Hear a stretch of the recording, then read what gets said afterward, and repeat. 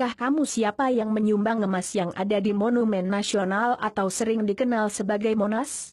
Mungkin sebagian dari kalian berpikir kalau emas yang ada di ujung Monas itu adalah hasil patungan dari berbagai saudagar-saudagar kaya, pinjaman luar negeri, atau dari harta rampasan perang? Jika kalian pernah berpikir seperti itu, tentu kalian ragu. Memang, emas yang ada di atas Monumen Nasional itu adalah hasil dari sumbangan dari berbagai saudagar kaya yang ada di Indonesia pada saat itu. Namun, sebagian besar emas yang ada di Monas adalah hasil dari sumbangan saudagar Aceh yang bernama Teuku Markam.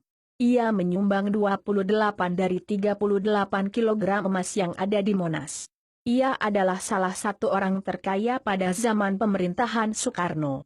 Sebenarnya masih banyak sumbangsih yang Teuku Markam persembahkan untuk negeri kita tercinta ini. Di antaranya, membebaskan lahan Senayang untuk dijadikan sebagai pusat olahraga terbesar di Indonesia. Selain itu beliau juga memberikan dana kepada pemerintah Orba untuk membangun jalan Banda Aceh Medan, infrastruktur di Aceh dan di Jawa Barat, serta pembangunan jalan-jalan yang ada di Jawa Barat. Siapakah Teuku Markam sebenarnya? Ia adalah saudagar Aceh yang lahir pada tahun 1925. Ayahnya Teuku Marhaban berasal dari kampung Seuneudun dan Alue Capli, Panton Labu Aceh Utara. Teuku Markam sudah menjadi yatim piatu ketika ia berusia 9 tahun. Lalu ia diasuh oleh kakaknya yang bernama Kak Nyak Putru. Ia sempat bersekolah sampai kelas 4 sekolah rakyat, SR.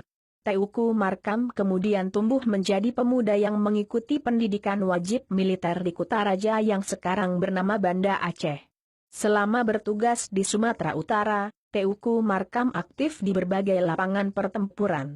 Bahkan ia ikut mendamaikan pertengkaran antara pasukan Simbolon dengan pasukan Manaf Lubis. Sebagai prajurit penghubung, beliau diutus oleh Panglima Jenderal Bejo ke Jakarta untuk bertemu pimpinan pemerintah. Oleh pimpinan, Teuku Markam diutus lagi ke Bandung untuk menjadi ajudan Jenderal Gatot Subroto. Tugas itu diembannya sampai Gatot Subroto meninggal dunia. Tahun 1957, Teuku Markam berpangkat kapten. Ia kembali ke Banda Aceh dan mendirikan sebuah lembaga usaha yang bernama PT Karkam.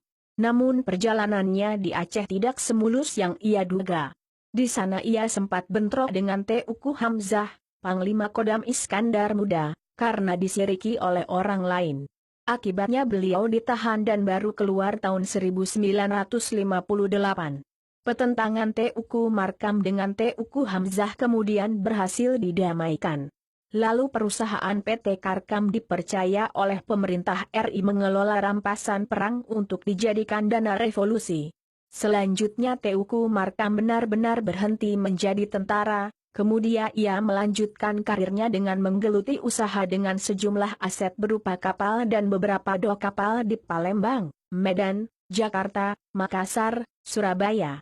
Bisnisnya semakin luas karena ia juga terjun dalam ekspor-impor dengan sejumlah negara.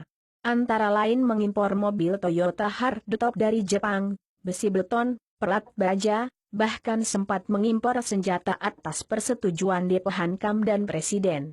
Komitmennya untuk membantu pemerintah adalah untuk mendukung pembebasan Irian Barat serta pemberantasan buta huruf yang waktu itu digenjot habis-habisan oleh Soekarno.